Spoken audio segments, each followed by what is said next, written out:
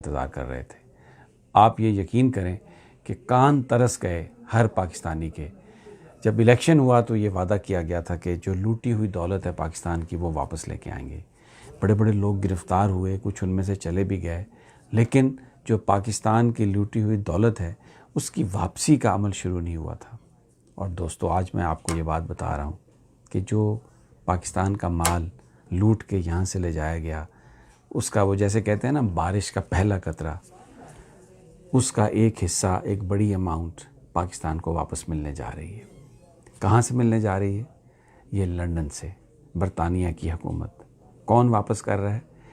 National crime agency ने वो काम किया जो पाकिस्तानी इदारे कोशिश कर रहे थे करने की और इनसे हो नहीं पा रहा था। 38 अरब रुपए पाकिस्तान को वापस मिल रहे हैं। और ये जो प्रॉपर्टी थी, ये प्रॉपर्टी थी हुसैन नवाज़ के नाम, और इसका एड्रेस 1 हाइड पार्क। दिल थाम लीजिए, मैं आपको पूरी इसकी तफसील बताता हूँ।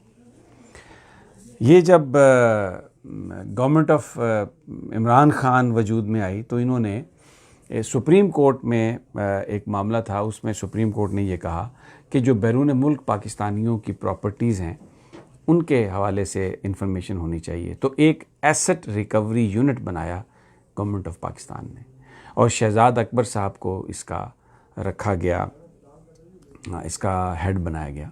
तो इन्होंने यूएई में, यूरोप में, हर जगह पे पाकिस्तानियों की जो प्रॉपर्टीज़ हैं उनका सुराग लगाना शुरू किया। बहुत सारी प्रॉपर्टीज़ बड़े बड़े अमीर लोगों ने ख़रीदी हुई थी। तो जो शरीफ ख़ानदान है, इन्होंने भी प्रॉपर्टीज़ ख़रीदी हुई थी। जब एसेट्स रिकवरी यूनिट ने पकड़ना शुरू किया तो उसमें आपको पता है जस्टिस काजी फायज़ ईसा साहब की प्रॉपर्टीज़ भी पकड़ी गई 3, और उनके ख़िलाफ़ भी वो इस वक्त जो रेफरेंस हुआ सुप्रीम जुडिशल काउंसिल में, और वो सुप्रीम कोर्ट में उसकी समाअत चल रही है। तो हुसैन नवाज़ साहब ने जब ये पता चला कि अब पता चल जाएगा प्रॉपर्टी का, तो इन्होंने फौरी तौर पर जो अपनी प्रॉपर्टी थी उसको बेचा, और जिनको बेचा उनसे ये फाइनेंस भी खुद ही कर दिया उनको। यानी सिर्फ ये था कि प्रॉपर्टी जो है उनके नाम से उतर जाए। उसमें जो बहुत सारे जो कानूनी तकाजे थे वो पूरे नहीं किए गए। मनी ट्रेल जो थी उसके हवाले से बड़े सवाल थे। तो जो नेशनल क्राइम एजेंसी है यूके की, उसने इस हवाले से तहकीकात शुरू की, और जब वो तहकीकात हो रही थी तो उसके बीच में सेटलमेंट उन्होंने कर ली। आउट ऑफ कोर्ट सेटलमेंट हुई है जिसमें उन्होंने 190 मिलियन पाउंड ये एग्री कर लिया कि जनाब ठीक है, हमसे गलती हो गई, हम गैर कानूनी काम कर बैठे, हमारे पास पता नहीं मनी ट्रेल है या नहीं है, हम आपको ये पैसे जो पाकिस्तानी रुपयों में बनते हैं 38 अरब रुपए, इससे थोड़े से ज़्यादा ही हैं, वो उन्होंने कहा जी हम आपको वापस देते हैं।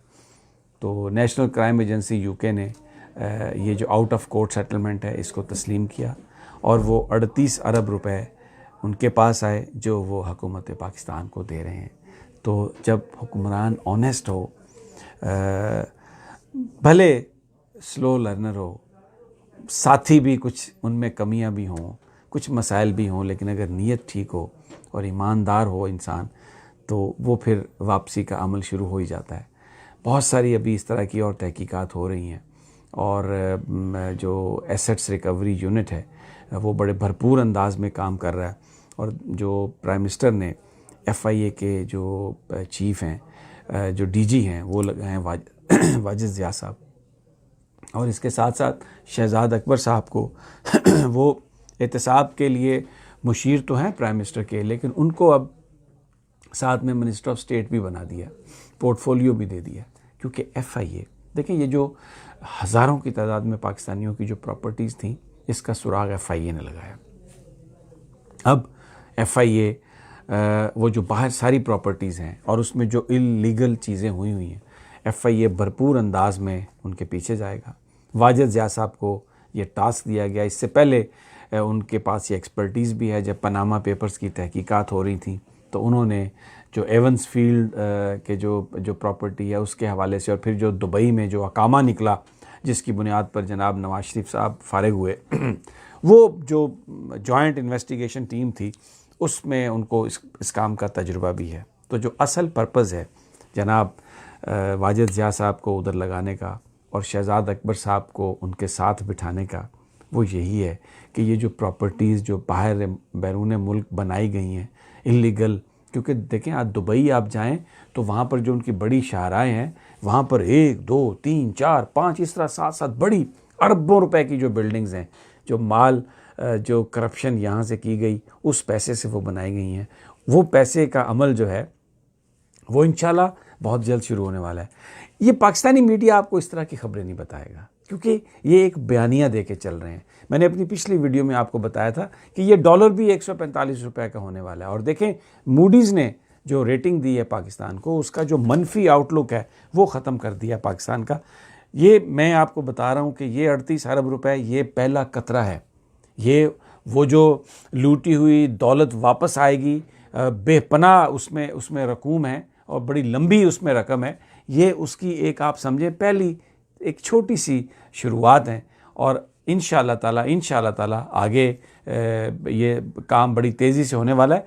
मैं थोड़ा सा इकोनॉमी के बारे में देखिए, पॉलिटिकल इश्यूज़ बहुत हैं, मैं आपको बहुत सारी वो कहानियाँ बता सकता हूँ, लेकिन हमारी मईशत, हमारी इक़्तिसादी हालत उसकी वो किस तरफ जा रही है मैंने अपनी पिछली वीडियो में भी बताया था। और अब मैं आपको फिर ये बताना चाह रहा हूँ थोड़ा सा मईशत के बारे में आज मैं आपको बताऊंगा। सुनिए थोड़ा सा दिल थाम के, ये आपके अपने मुल्क की बातें हैं, ये हमारे मुल्क की बातें हैं। इसमें गुज़श्ता 5 महीने जो हैं उसमें पाकिस्तान की बरामदात में 10% इजाफा हुआ है, यानी जो चीज़ें हम एक्सपोर्ट करते हैं 10% उसमें इजाफा हुआ है। जो खसारा है, जो फ़ॉरेन अकाउंट डेफिसिट ख़त्म हो चुका है।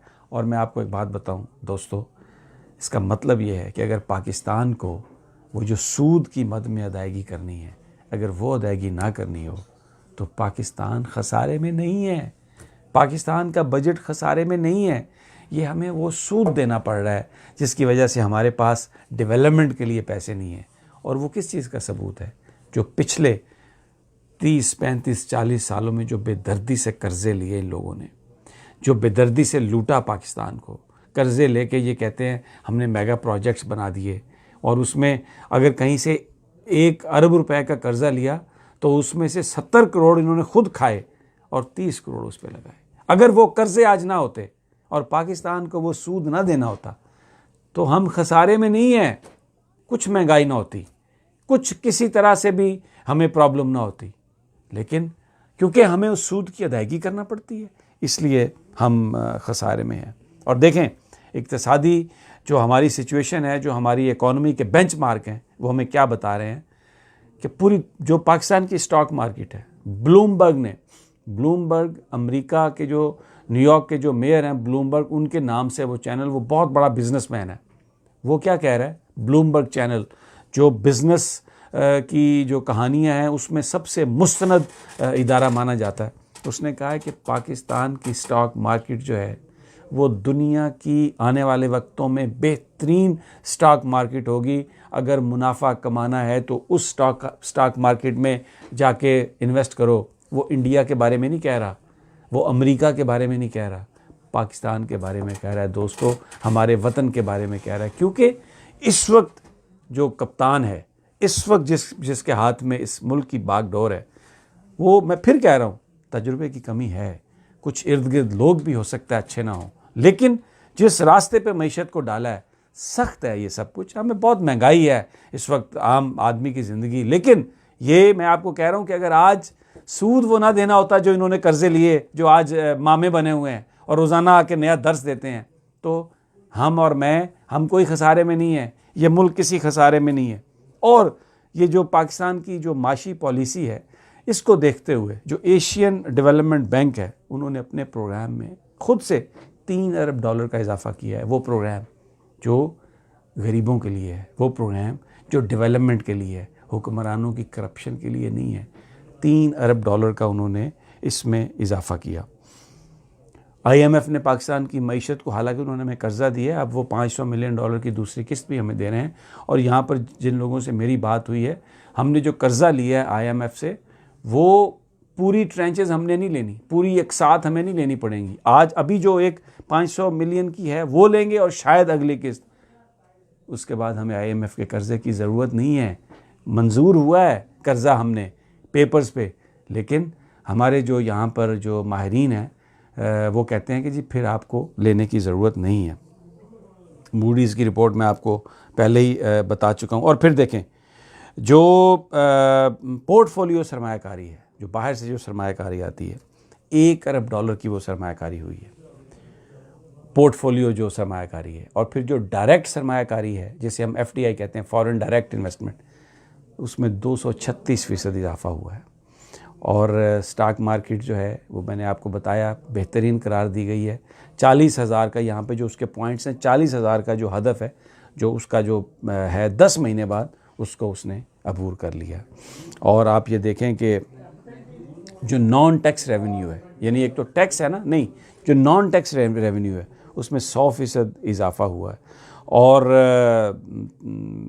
1200 अरब रुपए का नॉन टैक्स रेवेन्यू का हदफ रखा गया। अच्छा, ये बहुत सारी टेक्निकल चीज़ें हैं, मैं उसमें आपका वो टाइम नहीं ज़ाया करूँगा। मैं सिर्फ इतनी बात आपको बता रहा हूँ कि बारिश का पहला कतरा, 38 अरब रुपए लूटी हुई रकम पाकिस्तान की वापस आ रही है।